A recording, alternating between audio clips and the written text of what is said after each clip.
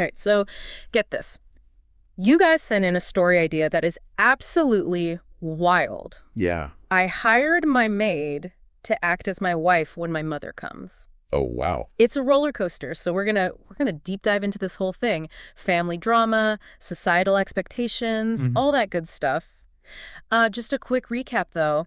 The story's about this guy. Right. We'll call him M. Right. And he hires his maid to, like, pretend to be his girlfriend. Oh, wow. And it's all to, like, appease his, like, super overbearing mother. Interesting. What really strikes me is how, like, this story, it seems funny at first. Yeah. But it touches on something really real, that pressure to, like, fit into what your family wants. Oh, totally. Especially when it comes to, like, marriage and stuff. Yeah, and it's so clever how they create these, like, totally opposite characters, right?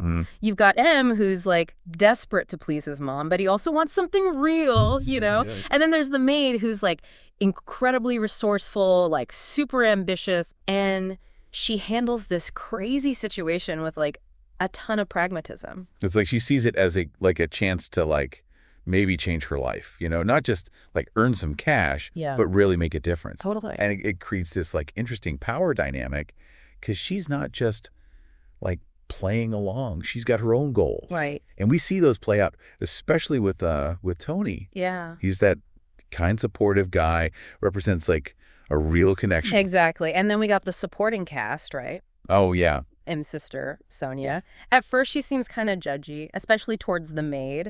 But then, like, as the story goes on, we find out she's got her own secrets, her own relationship drama. This is where things get, like, really interesting, Sonia's being all hypocritical, judging everyone else while she's hiding her own stuff. It makes you think, how often do we do that?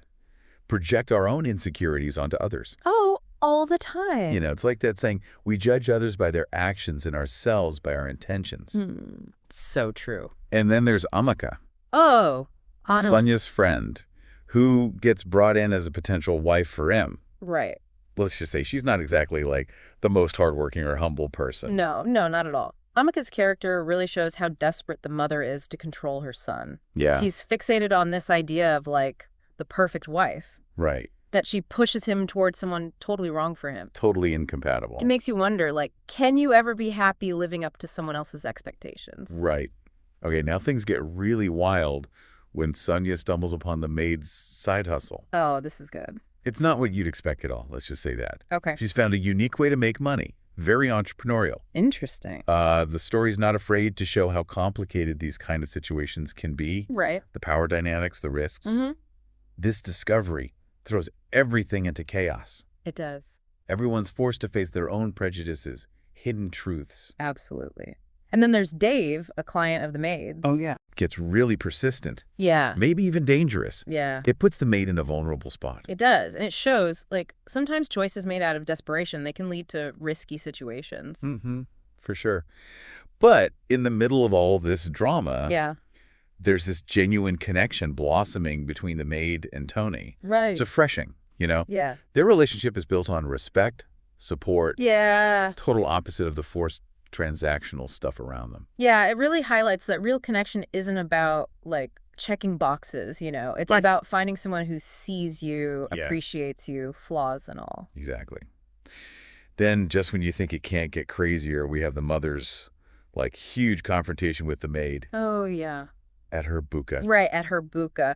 For those who don't know, a buka is basically a little restaurant. Okay. Or food stall. Got it. The scene is big because we see a crack in the mother's, like, tough exterior. Oh, yeah. She's faced with the reality of the maid's hard work, her talent in the kitchen, her genuine kindness. It's like her prejudices start to crumble. It's a powerful moment, Yeah. It shows how human connection can break down those walls. It really does. And what's even more surprising, Okay. the mother actually apologizes. Wow. Like a real heartfelt apology.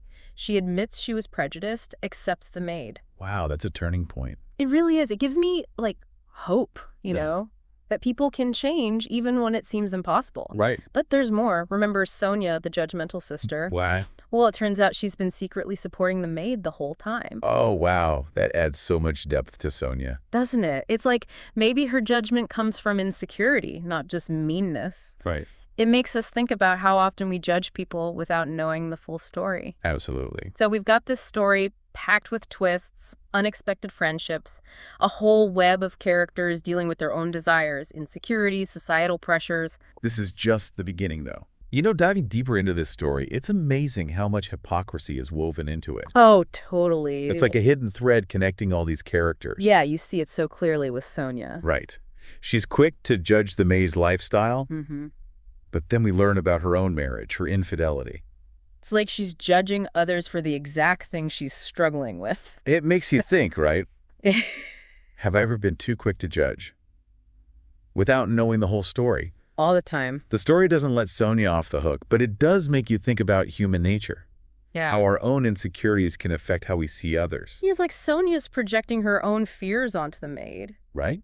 Maybe by criticizing the Maid, she's trying to convince herself she's okay, even though her life's a mess. It's fascinating. And it's not just Sonia. Even the mother, so focused on a respectable wife for M. Yeah. She's all about appearances. But then she uses love potions to get her way. Oh, I know. That part was hilarious when she tried to sneak those potions into the Maid's food. But it makes you wonder, if she's so traditional, why use love magic? Right, it's so contradictory. It's like maybe tradition is more about control for her, Yeah. She wants to run her son's life, even if it means breaking her own rules. It makes me think about all the pressure we feel about marriage, careers, everything. Yeah. It's easy to try and please everyone else. And forget about your own happiness. Exactly. And this story reminds us that real happiness often comes from breaking free. Like the Maid.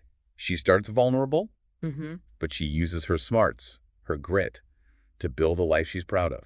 And on her own terms, too. It's inspiring. And she stands up to Dave, even though it's risky. It takes guts.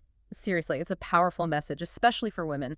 Reminds us we all have the power to set boundaries, stand up for ourselves. Absolutely. Speaking of defying expectations, what about the mother's change? I know, right?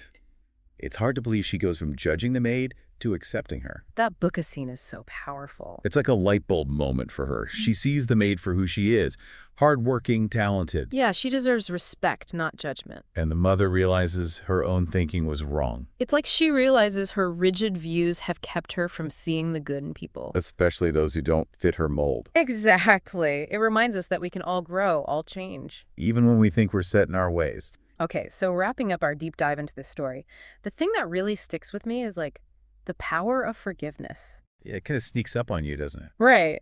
With all the crazy twists and turns. You wouldn't expect forgiveness to be such a big deal. But it is. It's really powerful. I think it starts with that scene at the Buka, with the mother and the Maid. Oh, yeah. It's not just about the mother realizing she was wrong. Right. It's about her facing, like, her own deep-seated prejudices. It's like she finally sees herself clearly, Yeah. She has to admit her own way of thinking was flawed. And the amazing thing is, she actually takes responsibility. Totally. Her apology is so real. It's not just a quick, sorry. No, it's genuine remorse. And the Maid's response is incredible, too. Right. She could have been resentful, bitter. After everything she went through. But she chooses to forgive. It says a lot about her, Yeah. She gets that forgiveness is about letting go of that anger, that resentment. It's such an important message, especially these days when it's so easy to hold grudges. Totally. And then there's Sonia's big reveal, that she was secretly helping the Maid. Oh, man, that was a twist. It makes her character so much more interesting. Right. It's like under that judgmental surface, there's empathy, a sense of fairness. And it helps bring the Maid and the family back together. It reminds you that people can surprise you. Sometimes the ones who seem the most critical are actually supporting you behind the scenes. Makes you think twice about judging people too quickly. Absolutely. Okay, and what about that ending? Oh, I know, right? The Maid opens her own Buka. Successful, too. And she finds love with Tony.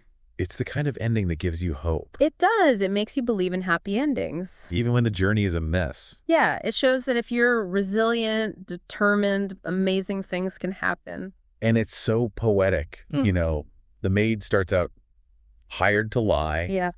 But she ends up bringing real love to this family that was so broken by judgment and mistrust.